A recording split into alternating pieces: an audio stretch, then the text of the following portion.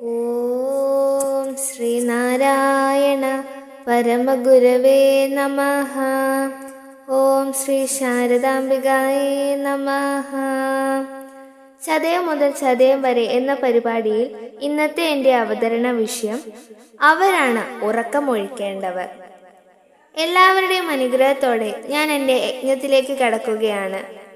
അവരാണ് ഉറക്കമൊഴിക്കേണ്ടവർ. മദ്രാസിൽ നിന്നും ഡോക്ടർ പണ്ടാലയുടെ ചികിത്സ കഴിഞ്ഞ് മടങ്ങിയെത്തിയ ഭഗവാന് വിശ്രമിക്കാനായി ഇടമൊരുക്കിയിരുന്നത് ശിവഗിരി സത്രത്തിലായിരുന്നു.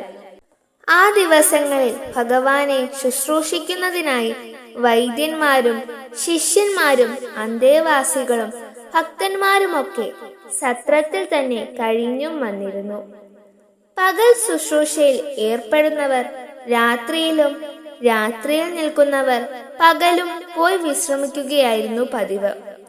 ഒരു ദിവസം പാതിരാത്രി ആയപ്പോൾ ശുശ്രൂഷയിൽ ഏർപ്പെട്ടിരുന്ന സന്യാസി ശിഷ്യന്മാർ ക്ഷീണം മൂലം ഒന്ന് മയങ്ങിപ്പോയി. ആ സമയം ഭഗവാൻ ഉണർന്നു. അപ്പോൾ ഒരെണ്ണ വിളക്ക് തെളിഞ്ഞിരിപ്പുണ്ടായിരുന്നു. ആ വെളിച്ചത്താൽ മുറിയുടെ വാതിൽ ചാരിയിരിക്കുന്നത് കണ്ടു. അപ്പോൾ മുറിയിൽ മറ്റാരും ഉണ്ടായിരുന്നില്ല. അല്പനേരം കഴിഞ്ഞ് ഭഗവാൻ വേദന നിറഞ്ഞ ശബ്ദത്തിൽ അയ്യോ അമ്മേ എന്ന് 2-3 പ്രാവശ്യം ആവർത്തിച്ചു വിളിച്ചു. ആ വിളി കേട്ട് വാതിൽപ്പടിയോട് ചേർന്ന് കിടക്കുകയായിരുന്ന രാമൻ ചാടി എഴുന്നേറ്റ് ഭഗവാന്റെ അടുത്തെത്തി. എന്നിട്ട് മുട്ടുകാലിൽ നിന്ന് തൃപ്പാദങ്ങളുടെ കാലുകൾ തിരുമിക്കൊടുത്തു. വേദനയായിരിക്കുമെന്ന് ഓർത്തപ്പോൾ രാമന്റെ കണ്ണുകൾ നിറഞ്ഞൊഴുകി. അതു കണ്ടിട്ട് ഭഗവാൻ ചോദിച്ചു, നീ എന്തിനാണ് കരയുന്നത്? നാം വെറുതെ വിളിച്ചതല്ലേ, നമുക്ക് ഒന്നുമില്ലല്ലോ. മറ്റുള്ളവർ ഉറങ്ങിയോ? മറ്റുള്ളവർ എന്നുദ്ദേശിച്ചത് സന്യാസി ശിഷ്യന്മാരെ ആണെന്ന് ഊഹിച്ചുകൊണ്ട് രാമൻ പറഞ്ഞു. അവർ കിടന്നിട്ട് കുറച്ചു നേരമേ ആയുള്ളൂ.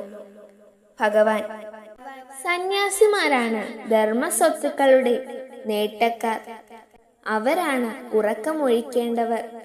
രാമൻ വീണ്ടും കാൽ തിരുമാൻ തുടങ്ങിയപ്പോൾ ഭഗവാൻ പറഞ്ഞു, നീ പോയി ഉറങ്ങണം. രാമൻ മനസ്സില്ലാ മനസ്സോടെ വാതിൽ ചാരി അവിടെ തന്നെ കിടന്നു.